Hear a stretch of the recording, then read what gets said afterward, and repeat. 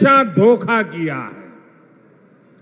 एक कांग्रेस ही है जो 4 दशक तक 1 रैंक 1 पेंशन के नाम पर हमारे पूर्व सैनिकों से विश्वासघात करती रही।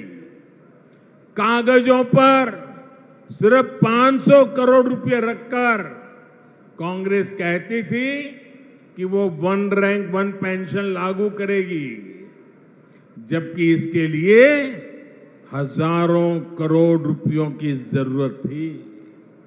भाजपा सरकार ने न सिर्फ 1 रैंक 1 पेंशन को लागू किया, बल्कि पूर्व सैनिकों को एरियर भी दिया।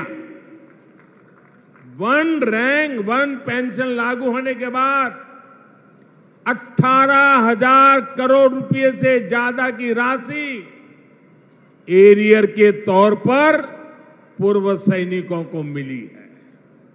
इसका लाभ राजस्थान के भी करीब करीब 2 लाख पूर्व सैनिकों को मिला है। 1 रैंक 1 पेंशन लागू होने की वजह से देश के पूर्व सैनिकों की जेब में अब तक करीब करीब 65,000 करोड़ रुपया गया है। 65,000 करोड़ रुपया दोस्तों, आप कल्पना कर सकते हैं कहां कांग्रेस के 500 करोड़ रुपए और कहां बीजेपी सरकार के 65,000 करोड़ रुपए। अगर बीजेपी सरकार ना होती तो पूर्व फौजियों को आज भी 1 रैंक 1 पेंशन का इंतजार ही करना पड़ता। साथियों, कांग्रेस की गलत नीतियों का सबसे ज्यादा नुकसान अगर किसी को उठाना पड़ा तो वो देश के छोटे किसान हैं।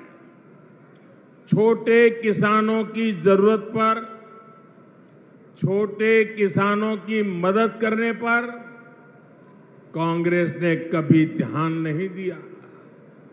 ये भारतीय जनता पार्टी है जिसने पहली बार छोटे किसानों की मुश्किलों को समझा, उनकी परेशानी दूर करने की कोशिश की। हमने छोटे किसानों के हितों को ध्यान में रखकर पिछले 9 वर्ष में कृषि बजट में लगभग 6 गुना वृद्धि की है। 6 गुना वृद्धि।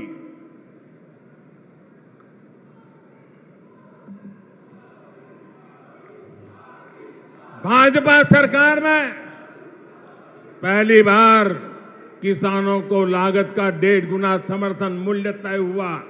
पहली बार किसानों को बैंक खाते में उनकी उपज का पैसा मिलना सुनिश्चित हुआ। पहली बार किसानों को इनाम के रूप में राष्ट्रीय मंडी मिली है। पहली बार किसी फसल बीमा योजना से किसानों को 1.25 लाख करोड़ रुपए से अधिक का मुआवजा मिला है। पहली बार अभियान चलाकर किसानों को बीजों की 2000 नई वैरायटी दी गई है। पहली बार पशुपालकों को, मछली पालकों को उसको किसान क्रेडिट कार्ड की सुविधा मिली है। पहली बार यूरिया की कालाबाजी रुकी है। नीम कोटिंग होने का फायदा किसानों को मिला है। पहली बार किसानों को लिक्विड नैनो यूरिया जैसा मेड इन इंडिया उत्पाद मिला है। पहली बार अभियान चलाकर देश के 11 करोड़ किसानों को 11 करोड़ से अधिक सॉइल हेल्थ कार्ड दिए गए हैं। पहली बार किसानों के लिए पीएम किसान सम्मान निधि जैसी योजना शुरू हुई है। इसके तहत अभी तक 11 करोड़ किसानों को करीब 2.5 लाख करोड़ रुपए मिल चुके हैं। साथियों, ये बीजेपी की ही सरकार है जिसने गेहूं और धान की खेती के अलावा भी किसानों को आय के दूसरे साधनों पर और ज्यादा काम किया है। पहली बार देश में दालों का उत्पादन बढ़ाने और एमएसपी पर दलहन की खरीद के लिए इतना बड़ा अभियान चलाया गया। पहली बार अन्नदाता को ऊर्जादाता बनाने के लिए हमने अभियान चलाया। लाखों किसानों को सोलर पंप भी दिए। पहली बार देश में प्राकृतिक नेचुरल फार्मिंग के लिए इतना बड़ा अभियान शुरू किया गया। पहली बार शहद का उत्पादन बढ़ाने और उसके निर्यात के लिए भी बीजेपी सरकार ने विशेष मिशन चलाया। पहली बार ज्वार बाजरा जैसे भारत के श्री अन्न को वैश्विक पहचान देने का प्रयास हुआ। पहली बार किसी सरकार ने मोटे अनाज उगाने वाले देश के 2.5 करोड़ किसानों की चिंता की है। भारत के प्रयास से ही संयुक्त राष्ट्र ने 2023 को मोटे अनाज का अंतर्राष्ट्रीय वर्ष घोषित किया है।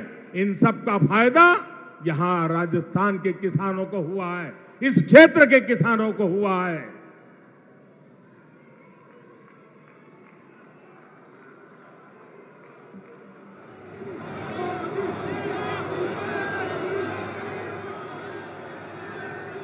भाइयों और बहनों,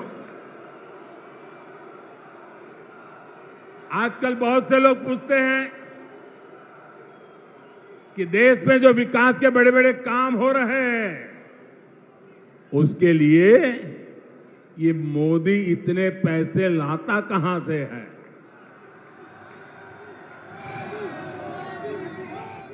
चारों तरफ विकास का काम चल रहा है, इतने पैसे मोदी लाता कहां से है।